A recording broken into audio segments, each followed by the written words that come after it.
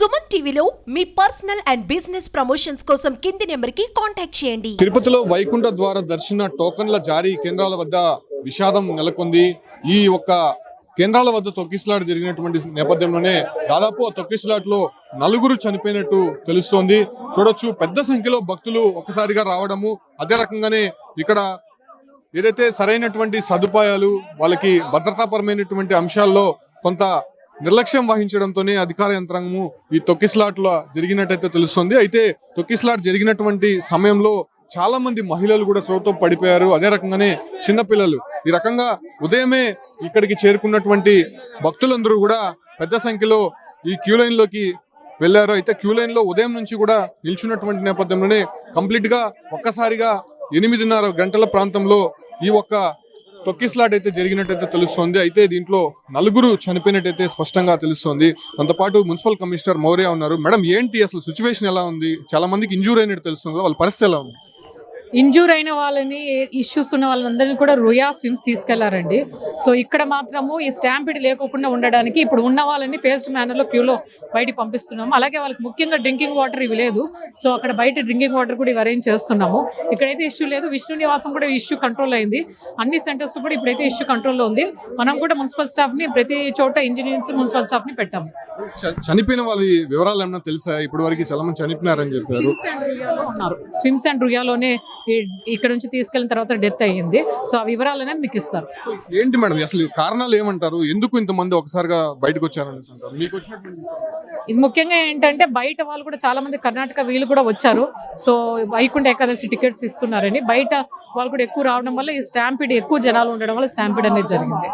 ఉదయం నుంచి కూడా క్యూ లైన్ లోకి ఎంటర్ అయినటువంటి పరిస్థితులు, అంతమంది ఇక్కడ లోపల సదుపాయాలు లేవని చెప్పి కూడా భక్తులు చెప్తున్నారు. లోపల క్యూ లైన్లు ఎందుకు ఏర్పాటు చేయలేదని చెప్తున్నారు. క్యూ లైన్లు బయట ఏవైతే సెంటర్లు పెట్టారో దాని బయట నుంచి ఏర్పాటు చేస్తారు. టీటీడీ వాళ్ళు క్యూ లైన్స్ ఏర్పాటు చేస్తారు. అవి కూడా అంత ఇన్స్పెక్ట్ చేస్తే చేయడం జరిగింది. అనుకున్న దానికంటే చాలా ఎక్కువ జనాలు రావడం వల్ల ఈ పార్క్ లోకి ఫస్ట్ ఆఫ్టర్నూన్ నుంచి వదలడం జరిగింది పోలీసు వాళ్ళు. తరలించారు హాస్పిటల్కి, ఏమైనా వివరాలు? మొత్తం 4 members ని తీసుకెళ్లారు. కొందరు 1-2 ఇంజూరీ అయిన వాళ్ళని తీసుకెళ్లారు.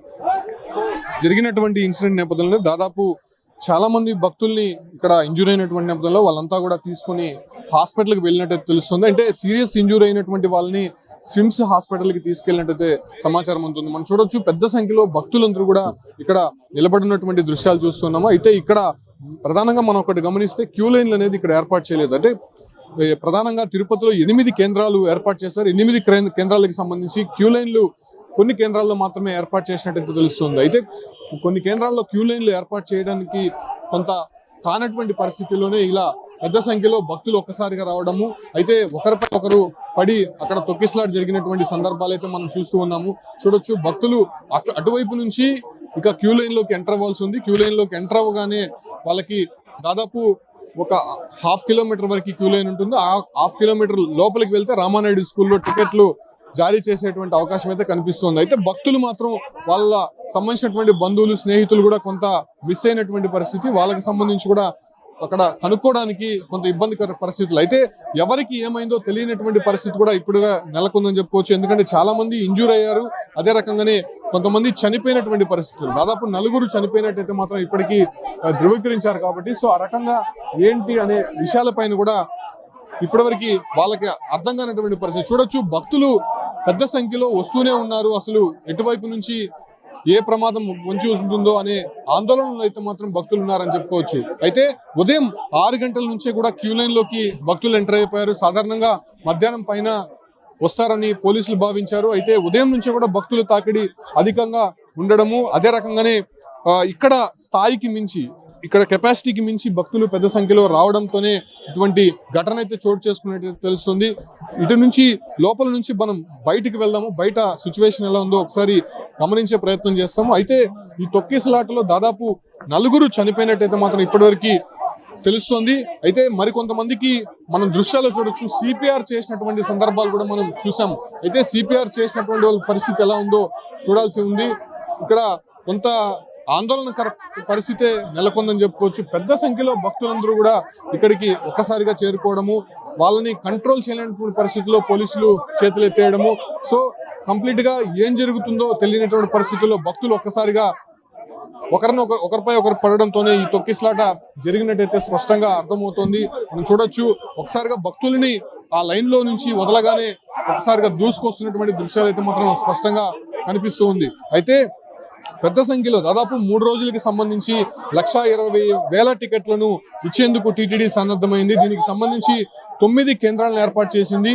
91 కౌంటర్లలో దీన్ని పకడ్బందీగా ఇచ్చేందుకు అయితే ఏర్పాట్లు చేసింది. బట్ ఇక్కడ పూర్తిగా సమన్వయ లోపము, అదే రకంగానే కొంత ఇక్కడ సదుపాయాలు లేకపోవడము, అదే రకంగానే ఇక్కడ భక్తులకి జాగ్రత్తల విషయంలో జాగ్రత్తలు తీసుకోలేదు అనేటువంటి విషయాలపైనే పెద్ద ఎత్తున ఇక్కడ విమర్శలు అయితే చేస్తున్నారు. చూడొచ్చు, మనం ఇంతకుముందు చూసాం భక్తులందరూ కూడా పోలీసుల పైన ఫైర్ అవుతున్నటువంటి దృశ్యాలు అయితే చూస్తున్నాము.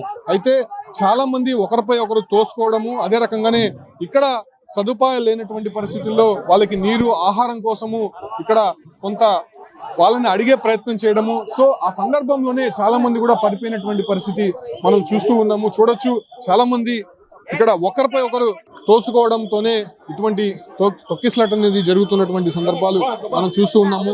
పెద్ద సంఖ్యలో భక్తులు ఇక్కడికి రావడము, వాళ్ళని కొంత కంట్రోల్ చేయలేనటువంటి పరిస్థితులు ఇక్కడ సిచ్యువేషన్ అయితే మారిందని చెప్పుకోవచ్చు. కంప్లీట్ గా ఇక్కడ చూడొచ్చు, గమనించవచ్చు. ఈ బారికేట్లకు తర్వాత కూడా అంటే లోపల ఎంతమంది భక్తులు ఉన్నారో అంతే సంఖ్యలో బయట కూడా భక్తులు వేచి ఉన్నారు. అయితే అన్ని కేంద్రాల్లో కొంత కంట్రోల్లో ఉన్నప్పటికీ కూడా ఇక్కడ బైరాగపట్టి వద్ద ఉన్నటువంటి ఈ కేంద్రం వద్దే పెద్ద సంఖ్యలో, అంటే ఈ స్థాయికి మించి భక్తులు ఇక్కడికి చేరుకున్నటువంటి పరిస్థితి. కింద చూడొచ్చు, పెద్ద సంఖ్యలో భక్తులు తెచ్చుకున్నటువంటి వాటర్ బాటిల్స్, అదే రకంగానే చెప్పులు, వాళ్ళకి సంబంధించినటువంటి బట్టలు అన్ని కూడా ఇక్కడ కనిపిస్తున్నటువంటి దృశ్యాలు మనం చూస్తూ ఉన్నాం. సో ఇప్పటివరకు కూడా 4 చనిపోయినట్టయితే తెలుస్తుంది. సో వాళ్ళకి సంబంధించినటువంటి వివరాలు కూడా పోలీసులు ఇప్పటివరకు వెల్లడించలేదు. బట్ కొంతమంది మాత్రం సీరియస్ ఇంజురీస్ అయింది కాబట్టి వాళ్ళని తిరుపతి స్విమ్స్ హాస్పిటల్లో చికిత్స అందిస్తున్నారు. దాంతోపాటు కూడా తిరుపతి రుయా హాస్పిటల్లో కూడా కొంతమంది చికిత్స తీసుకుంటున్నారు కాబట్టి సో ఆ రకంగా వాళ్ళని కొంత మెరుగైనటువంటి వైద్య సేవలు అందించాలని చెప్పి కూడా ఇప్పటికే అటు ఈవోతో పాటు ఇక్కడ ఉన్నటువంటి అధికారులు కూడా తెలిపారు. అంటే కొద్దిసేపటి క్రితమే అటు ఈవో కావచ్చు, అంటే ఇక్కడ ఎస్పీ నేరుగా ఇక్కడే ఉండి పరిస్థితిని పర్యవేక్షిస్తున్నారు. చూడొచ్చు, పెద్ద సంఖ్యలో ఇక్కడ భక్తులు చొచ్చుకు రావడంతో ఇక్కడ కొంత విషాద ఘటన అయితే చోటు చేసుకుంది. ఈ ఘటనకి సంబంధించి ఇప్పటికే పోలీసులు కొద్దిగా భారీగా చేరుకున్నారని చెప్పుకోవచ్చు. ఎందుకంటే ముందస్తు చర్యల్లో భాగంగా అన్ని కేంద్రాల వద్ద ఉన్నటువంటి కొంతమంది పోలీసులు కూడా ఈ ఒక్క కేంద్రాల వద్దకి తరలిస్తున్నటువంటి దృశ్యాలు అయితే మనం చూస్తూ ఉన్నాము. అయితే ఇప్పటివరకు దాదాపు 9 కేంద్రాల్లో టికెట్లు జారీ అనేది స్టార్ట్ అయింది. ఎందుకంటే ఉదయం 5 గంటల నుంచి టికెట్లు ఇస్తామని చెప్పి కూడా ముందుగా చెప్పినటువంటి నేపథ్యంలోనే సో భక్తులు అధికంగా రావడము, వాళ్ళని కంట్రోల్ చేయలేనటువంటి పరిస్థితుల్లో ముందస్తు టికెట్లు జారీ ఇష్యూ అయితే తీసుకొని వచ్చారు. సో ఇప్పటికే అన్ని కేంద్రాల్లో కూడా టికెట్లు జారీ అనేది జరుగుతుంది. బట్ ఈ ఒక్క కేంద్రం వద్ద దాదాపు 4 చనిపోయినట్టయితే ఇప్పటివరకు తెలుస్తుంది. సో వాళ్ళకి సంబంధించినటువంటి మృతదేహాలు కూడా తిరుపతి రుయా ఆసుపత్రికి తరలించారు. అయితే ఎవరెవరు అనే దానిపైన కూడా ఇప్పటివరకు వివరాలు వెల్లడించలేదు. దాంట్లో 2 మహిళలు ఉన్నట్టయితే తెలుస్తుంది. మహిళలు చాలా మంది కూడా సిపిఆర్ చేస్తున్నటువంటి దృశ్యాలు కూడా మనం చూసాం. సో వాళ్ళకి సంబంధించి కొంత సీరియస్ అయింది. ఎందుకంటే ఈ ఒక్క గేట్ ఏదైతే ఉందో ఆ గేట్ వద్ద ఒక మహిళకి కొంత సొమ్మసిల్లి పడిపోయినటువంటి పరిస్థితుల్లో ఆ మహిళని బయటికి తీసుకొచ్చేందుకు జస్ట్ కొంత గేట్ అనేది ఓపెన్ చేశారు. గేట్ ఓపెన్ చేసిన తర్వాత ఒక్కసారిగా లోపల నుంచి భక్తులు చొచ్చుకొని రావడము, సో ఆ ఒక్క రావడంతోనే ఒకరిపై ఒకరు పడిపోవడము, దాంతో తొక్కిసలాట అనేది జరిగింది. దాంతో అక్కడ నుంచి లేవలేనటువంటి పరిస్థితుల్లో కొంతమంది కిందనే ఉండిపోయారు కాబట్టి వాళ్ళపై నుంచి భక్తులు పెద్ద సంఖ్యలో తొక్కుకుంటూ వెళ్ళిపోవడము, వాళ్ళని కంప్లీట్ గా బ్రీతింగ్ ఆడకపోవడంతోనే ఇటువంటి ఘటన చోటు చేసుకునేటైతే స్పష్టంగా తెలుస్తుంది. సో ప్రస్తుతం ఇక్కడ జరిగినటువంటి ఘటన నేపథ్యంలోనే మిగతా కేంద్రాల వద్ద కొంత అలర్ట్ అయినటువంటి పరిస్థితి. చాలా మందిని కూడా కొంత జాగ్రత్తలు తీసుకొని ఇక మీదట ఇలాంటివి జరగకుండా దాదాపు ఈ ఒక్క 9 కేంద్రాల్లో ఇవాళ రేపు కూడా టికెట్లు జారీ అవుతాయి కాబట్టి సో అలాంటి ఘటనలు మళ్ళీ పునరావృతం కాకుండా పోలీసులు గట్టి చర్యలు చేపట్టేందుకు ఇక్కడ సిద్ధమైనటువంటి పరిస్థితి. ప్రస్తుతం ఇంజూర్ అయినటువంటి వారిని మెరుగైనటువంటి వైద్య సేవల కోసం ఇతర హాస్పిటల్కి తరలిస్తున్నటువంటి దృశ్యాలు అయితే కనిపిస్తున్నాయి.